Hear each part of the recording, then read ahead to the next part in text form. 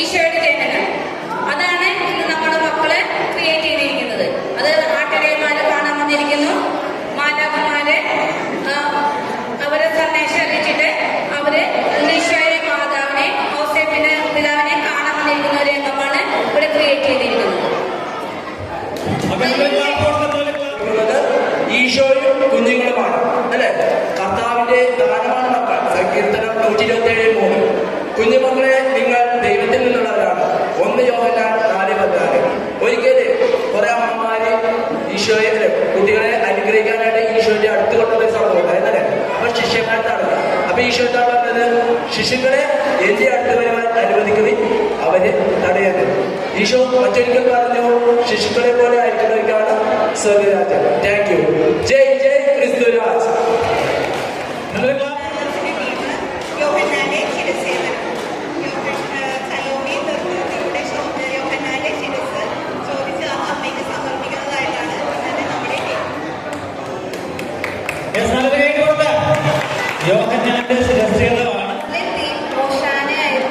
ജെറുസലേമിലേക്കുള്ള യേശുവിടെ രാജകീയ പ്രവേശനമാണ് ഞങ്ങളിവിടെ അവതരിപ്പിച്ചത്.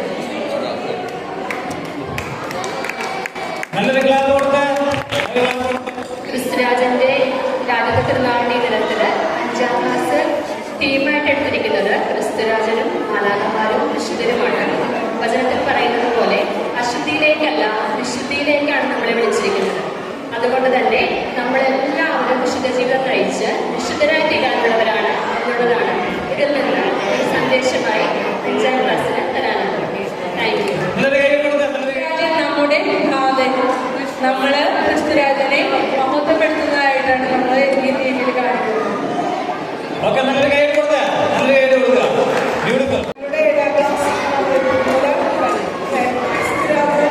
ആദ്യമായിട്ട് കാനായിലെ കല്യാണങ്ങളിൽ വീഞ്ഞാക്കിയതാണ്. അതിനുവേണ്ടി യേശുവും മാതാവും ശിഷ്യന്മാരും കാനായിലെ കല്യാണങ്ങളിൽ പങ്കെടുക്കുവാൻ പോകുന്നതായിട്ടാണ്. ജയ് ജയ് ക്രിസ്തുരാജൻ. പ്രിയപ്പെട്ട കൂട്ടുകാരെ, ഈശോയ്ക്ക് സ്തുതിയാകട്ടെ. ഞങ്ങൾ 8ാം ക്ലാസ്സിൽ അവതരിപ്പിക്കുന്നത് യേശു അന്ധനായ മനുഷ്യനെ സുഖപ്പെടുത്തുന്നു. ദാവീദിന്റെ പുത്രനായ യേശുവേ, എന്നിൽ കനിയണമേ. ഞാൻ നിനക്ക് വേണ്ടി എന്ത് ചെയ്യണമെന്നാണ് നീ ആഗ്രഹിക്കുന്നത്? കർത്താവേ, എനിക്ക് കാഴ്ച വീണ്ടും ലഭിക്കണം. നിനക്ക് കാഴ്ചയുണ്ടാകട്ടെ. നിന്റെ വിശ്വാസം നിന്നെ രക്ഷിച്ചിരിക്കുന്നു. ജയ് ജയ് ക്രിസ്തുരാജ്. യേശു മാർത്തയോട് പറഞ്ഞു, വിശ്വസിച്ചാൽ നീ ദൈവമഹത്വം ദർശിക്കുമെന്ന് ഞാൻ നിന്നോട് പറഞ്ഞത്. യേശു കണ്ണുകൾ ഉയർത്തി പ്രാർത്ഥിച്ചു. പിതാവേ, അങ്ങന്റെ പ്രാർത്ഥന ശ്രമിച്ചതിനാൽ ഞാൻ നീക്ക് നന്ദി പറയുന്നു. അങ്ങന്റെ പ്രാർത്ഥന എപ്പോഴും ശ്രമിക്കുമെന്നും എനിക്കറിയാം.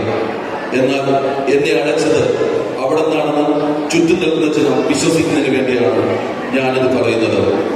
ലാസറേ, പുറത്തു വരിക. സ്നേഹനിലയം സ്റ്റാൻഡേർഡായ സ്നേഹപുരസ്സരം അവതരിപ്പിക്കുന്നു. യേശു ലാസറിനെ ഉയർത്തുന്നു. ജയ് ജയ് ക്രിസ്തുരാജ്. 10ാം ക്ലാസ് അവതരിപ്പിക്കുന്നു യേശു ക്രിസ്തുവും ശിഷ്യന്മാരും. ശിഷ്യന്മാരായ പത്രോസ്, അന്ത്രയോസ്, യാക്കോബ്, യോഹന്നാൻ, ഫിലിപ്പോസ്, ബർത്തലോമിയോ, മത്തായി, തോമസ്, യാക്കോബ്, ശിമിയോൻ, യൂദാസ് കറിയോത്ത. എല്ലാവർക്കും ക്രിസ്തുരാജന്റെ തിരുനാൾ ആശംസകൾ. ജയ് ജയ് ക്രിസ്തുരാജ്. പ്രിയപ്പെട്ടവരെ, ഞങ്ങൾ തീരുമാനിച്ചിരിക്കുന്നത് പീലാത്തോസ് ഈശോയെ രാജാവായി ചൂണ്ടിക്കാണിക്കുന്നു. ലൂക്കായുടെ സുവിശേഷം 23-ാം അധ്യായം 3-ാം വാക്യം ഇങ്ങനെ പറയുന്നു: പീലാത്തോസ് അവനോട് ചോദിച്ചു, നീ യഹൂദന്റെ രാജാവാണോ? അവൻ മറുപടി പറഞ്ഞു, നീ തന്നെ പറയുന്നുവല്ലോ. ക്രിസ്തുവിനെ ലോകത്തിന് വേണ്ടി രാജാവായിട്ട് ചൂണ്ടിക്കാണിച്ച പീലാത്തോസ് നീചനായിട്ട് ചൂണ്ടിക്കാണിച്ചുകൊണ്ട് നമ്മുടെ എല്ലാവരുടെയും രാജാവായിട്ട് ക്രിസ്തു എന്ന് വാഴുന്നു. ജയ് ജയ് ക്രിസ്തുരാജ്. ആദ്യമേ ക്രിസ്തുരാജന്റെ തിരുനാളിന്റെ എല്ലാ ആശംസകളും നേരുന്നു. ഞങ്ങൾ 12ാം ക്ലാസ്സുകാരെ വിശുദ്ധ മാർക്കോസിന്റെ സുവിശേഷം 10-ാം അധ്യായത്തിൽ പറയുന്ന അന്ധനായ കത്തിബേസിന്റെ കഥ യേശുവിലുള്ള ആഴമായ വിശ്വാസത്തിന്റെ ഒരു ശക്തമായ ഉദാഹരണമാണ്. യേശു ജെറിക്കോയിലൂടെ കടന്നു പോകുന്നുവെന്നറിഞ്ഞ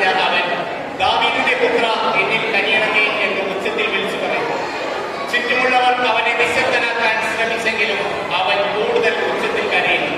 അവന്റെ നിലവിളി കേട്ട യേശുവിന് അവനോട് അലിവ് തോന്നുന്നു. അവന്റെ വിശ്വാസം കാരണം യേശു അവനെ